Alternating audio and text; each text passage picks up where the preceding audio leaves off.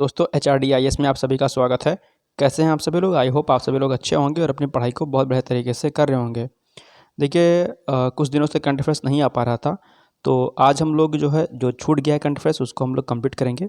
तो आज हम लोग 9 से 11 दिसंबर के बीच का जो महत्वपूर्ण करंट अफेयर्स था उस पर चर्चा करेंगे, और बाकी कल सुबह जो बच गया है आपका 12 दिसंबर से लेकर के आज तक का, वो करंट अफेयर्स आपको कल करा दिया जाएगा। ठीक है, तो चलिए बिना देरी के आज का सेशन स्टार्ट करते हैं और देखते हैं कि कौन से ऐसे महत्वपूर्ण प्रश्न हैं करंट अफेयर्स के जो आपकी परीक्षा के दृष्टिकोण से महत्वपूर्ण साबित हो सकते हैं। इसके पहले मैं आपको बता दूं कि ये जो करंट अफेयर्स आपको कराया जाता है ये RO UPPCS UPSSC PET MPPSC UGC NET CUT सहित सभी एक दिवसीय परीक्षाओं के लिए समान रूप से उपयोगी होता है। तो आप किसी भी परीक्षा की तैयारी कर रहे होंगे, दैनिक रूप से जो करंट अफेयर्स आपको HRDIS के माध्यम से कराया जाता है ये आपकी परीक्षा के लिए बहुत ही महत्वपूर्ण रहता है। चलिए देखते हैं कि पहला प्रश्न हमारा क्या है। पहला प्रश्न हमारा है कि हाल ही में लीलावती जी का निधन हो गया है और वह निम्नलिखित में से किस क्षेत्र से संबंधित थी? तो इसका जो राइट आंसर हो जाएगा ए, यानी कि वो अभिनेत्री थी, कन्नड़ फिल्म की अभिनेत्री थी। ध्यान रखिएगा। ठीक, तो हाल ही में कन्नड़ फिल्म अभिनेत्री लीलावती का निधन हो गया, ध्यान रखिएगा। और प्रधानमंत्री श्री नरेंद्र मोदी जी ने ट्वीट करके शोक संवेदना को व्यक्त किया था। चलिए दूसरा प्रश्न है हमारा, हाल ही में नौसेना अकादमी में आयोजित एडमिरल कप 2023 का खिताब निम्नलिखित में से किस देश ने जीता? तो इसका जो राइट आंसर हो जाएगा ए, यानी कि इटली ने जो है खिताब को जीता है। आइए इसकी व्याख्या देखते हैं कि हाल ही में नौसेना अकादमी में आयोजित एडमिरल कप 2023 का खिताब इटली ने जीता, जबकि उप विजेता टीम कौन रही? भारत रही। तो ध्यान रखिएगा, जो विजेता रही आपको वो भी ध्यान रखना है, यानी कि इटली को ध्यान रखना है, और जो उप विजेता यानी कि जो भारत रही है, टीम हमारी रही है, भारत की रही है, उसको भी आपको याद रखना है। और अगर समापन की आप बात करें तो 8 दिसंबर 2023 को इसका समापन किया गया। चलिए नेक्स्ट क्वेश्चन देखते हैं। हाल ही में आयोजित आर्टिफिशियल इंटेलिजेंस पर वैश्विक सहभागिता यानी कि GPAI सम्मेलन 2023 का आयोजन किया गया, कहाँ पर किया गया? इसका जो राइट आंसर हो जाएगा ए, यानी कि नई दिल्ली में। ध्यान रखिएगा, इंपॉर्टेंट क्वेश्चन है। आइए इसकी व्याख्या देखते हैं कि आर्टिफिशियल इंटेलिजेंस पर वैश्विक सहभागिता यानी कि GPAI सम्मेलन का आयोजन नई दिल्ली में किया गया। यह 2020 में अस्तित्व में आया था। तो प्रश्न आपसे भी पूछ सकता है कि इसका गठन कब हुआ था? तो आपको बताना है 2020 में। और इसके संस्थापक सदस्यों में कौन है? भारत रहा है, ध्यान रखिएगा। तो यह भी महत्वपूर्ण है। और अब आप लोग के लिए इसी प्रश्न से संबंधित आपके लिए एक टास्क है कि ये जो आपका आर्टिफिशियल इंटेलिजेंस पर जो वैश्विक सहभागिता है यानी कि जो GPAI है, इसमें कौन कौन से देश सम्मिलित हैं ये आपको जो है देखना है, इंटरनेट पर सर्च करना है और अपने दिमाग में रखना है, क्योंकि हो सकता है कोई एक देश का नाम दे दे, पूछ ले कि इनमें से कौन सा है इसका सदस्य या कौन सा नहीं है। ध्यान रखिएगा।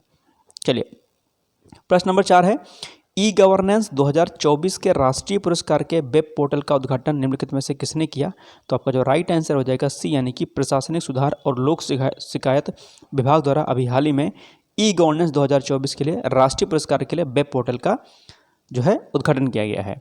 व्याख्या के अंतर्गत यह दिया है और शुभारंभ कब किया गया है? दिनांक ध्यान रखिएगा, 8 दिसंबर 2023 को। ध्यान रखिएगा, किसके द्वारा? प्रशासनिक सुधार और लोक शिकायत विभाग द्वारा। तो ये दिनांक और आपको ये विभाग दोनों ही याद रखने हैं, ध्यान दीजिएगा। नेक्स्ट क्वेश्चन है, पहले खेलो इंडिया पैरा गेम्स का आयोजन कब से कब तक हो रहा है? मोस्ट इंपॉर्टेंट क्वेश्चन है। इसका जो राइट आंसर हो जाएगा सी, यानी कि 10 दिसंबर से लेकर के 17 दिसंबर 2023 के मध्य में आयोजित हो रहा है। आइए इसकी व्याख्या देखते हैं कि पहले खेलो इंडिया पैरा गेम्स का आयोजन 10 दिसंबर को नई दिल्ली में आयोजित हो रहा है। ये प्लेस और ये डेट दोनों ध्यान रखना है आपको। इसका आयोजन 10 दिसंबर से लेकर के 17 दिसंबर तक आयोजित होगा। ठीक, तो ये चित्र है, इसके माध्यम से आप लोग इसको देख सकते हैं। चलिए नेक्स्ट क्वेश्चन है, विकसित भारत @2047 युवाओं की आवाज़ पहल का शुभारंभ निम्नलिखित जो है कब किया गया? मोस्ट इंपॉर्टेंट क्वेश्चन है, ध्यान रखिएगा। इसका जो राइट आंसर हो जाएगा बी, यानी कि 11 दिसंबर को। आइए इसकी व्याख्या देखते हैं।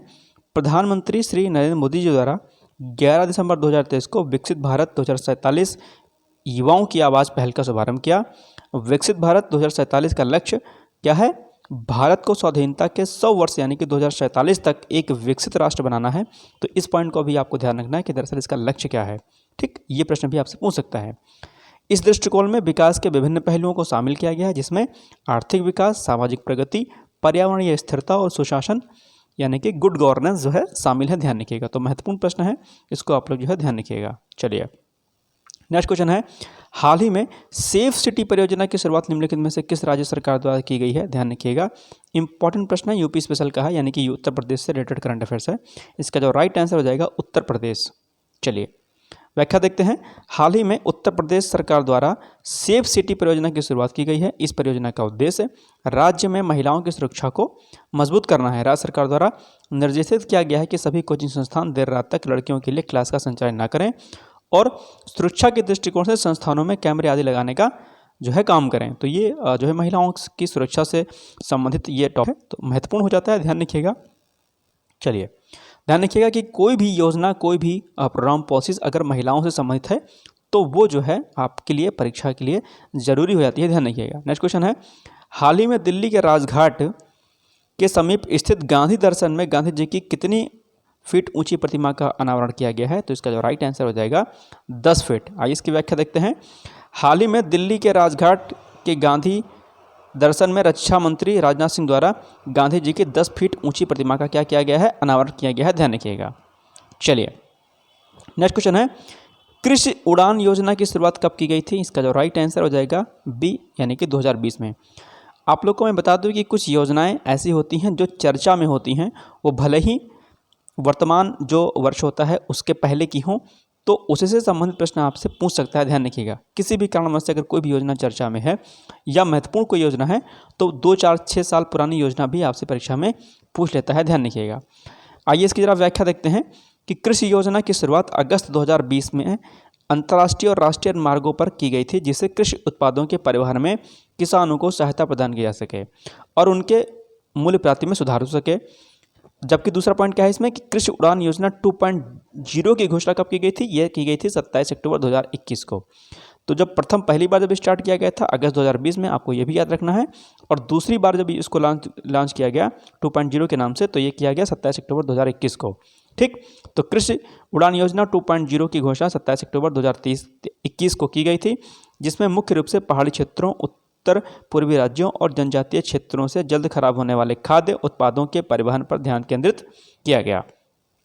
इस योजना में मुख्य रूप से उत्तर पूर्वी पहाड़ी और जनजातीय क्षेत्र पर 25 हवाई अड्डे उत्तर पूर्वी पहाड़ी जनजातीय क्षेत्र के लिए, जबकि 33 अन्य प्रदेश क्षेत्रों पर ध्यान केंद्रित करते हैं, ध्यान रखिएगा। तो टोटल ये जो है लगभग 58 हो जाएंगे, ध्यान रखिएगा।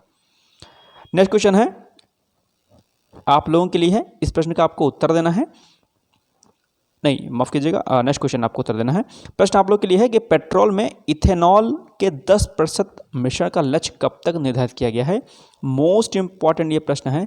मोस्ट इंपॉर्टेंट प्रश्न इसलिए है क्योंकि ये जो लक्ष्य सरकार ने निर्धारित किया था, कितने समय तक हम पेट्रोल में इथेनॉल के 10% मिश्रण का जो लक्ष्य रखेंगे, उसके 5 महीने पहले इस लक्ष्य को पूरा कर लिया गया है। तो इसका जो राइट आंसर हो जाएगा सी, यानी कि नवंबर 2022 में जो है इस लक्ष्य को पूर्ति करने के लिए इसका जो है लक्ष्य रखा गया था। इसकी व्याख्या देखते हैं कि पेट्रोल में इथेनॉल के 10% मिश्रण का लक्ष्य नवंबर 2022 तक निर्धारित किया गया था। हाल ही में राज्यसभा में दी गई जानकारी के अनुसार इस लक्ष्य को 5 महीने पहले, यानी कि जून 2022 में ही जो क्या कर लिया गया, पूरा कर लिया गया।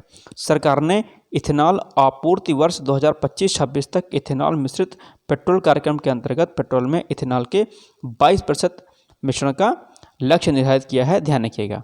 तो ये महत्वपूर्ण प्रश्न है। महत्वपूर्ण प्रश्न इसलिए हो जाता है कि ध्यान रखिएगा कि जब कोई लक्ष्य निर्धारित करती है सरकार और या तो उस लक्ष्य को प्राप्त कर लेती है या उस लक्ष्य की प्राप्ति उस तय समय सीमा के पहले ही कर लेती है, तो प्रश्न आपकी परीक्षा के लिए महत्वपूर्ण हो जाता है, ध्यान रखिएगा। ठीक, तो अब इसमें 10% का लक्ष्य 2022 तक का था और ध्यान रखिएगा 20% का लक्ष्य भी 2025-26 तक रखा गया है। तो ये प्रश्न भी आपको ध्यान रखिएगा कि 10% का लक्ष्य कब तक का था आपको बता दिया गया और 20% का लक्ष्य कब तक रखा गया, ये भी आपको ध्यान रखना है। अब आप लोग के लिए एक प्रश्न है कि खेलो इंडिया पैरा गेम्स 2023 का शुभंकर क्या है? मोस्ट इंपॉर्टेंट क्वेश्चन है। आपके जो ऑप्शंस हैं ए उज्ज्वला, बी पतंग, सी हल या डी कमल, आपको कमेंट बॉक्स में जाकर के कमेंट करने हैं। और मैं बार बार कहता हूं कि जब आप प्रश्नों को सर्च करने की आदत डालते हैं तो आपको एक प्रश्न के साथ में कई अन्य प्रश्नों के उत्तर मिलते हैं और ये जो है आपकी परीक्षा के दृष्टिकोण से महत्वपूर्ण होता है। तो चलिए, कुछ महत्वपूर्ण प्रश्न थे। उम्मीद करता हूँ कि आप इस प्रश्न का उत्तर जरूर देंगे और मैं देखता हूँ कि आप लोग की तैयारी जो है किस लेवल की है। ठीक, इसके पहले एक दो चीज़ें मैं और आपको बता दूं कि अगस्त से लेकर के और नवंबर तक का जो आपका करंट अफेयर्स है वो ऑलरेडी सब रेडी हो चुका है, मार्केट में अवेलेबल है, आप लोग जाकर के ले सकते हैं। लखनऊ में पुस्तक वाला बुक शॉप और दिल्ली में दीपक फोटो स्टेट पे जो है मिल रही है मैगजीन। इसके अलावा अगर आप सॉफ्ट कॉपी में चाहते हैं तो टेलीग्राम का लिंक मैं दे दिया करता हूँ, आप लोग वहाँ से जाकर के डाउनलोड कर सकते हैं। साथ ही साथ में आप लोग को लिंक मैं दे दूंगा, आप लोग वीडियो जरूर देखा करिए, क्योंकि वीडियो देखने से क्या होता है कि कई और जानकारियाँ आपको मिल जाती हैं, ध्यान रखिएगा। चलिए फिर आप लोग करंट अफेयर्स को कर लीजिएगा अच्छी तरीके से, बहुत महत्वपूर्ण है, समय आपके पास बहुत कम बचा है और इस बचे हुए समय का आप लोग सदुपयोग करिए। अन्य जो अनर्गल चीज़ें हैं उनसे बचिए और अपने धर्म को पहचानते हुए अपनी पढ़ाई में इसको लगाइए, निश्चित तौर पर आप सफल होंगे। तब तक के लिए आप सभी लोगों से मैं विदा लेता हूँ, कल मिलते हैं, तब तक के लिए जय हिंद जय भारत, थैंक यू।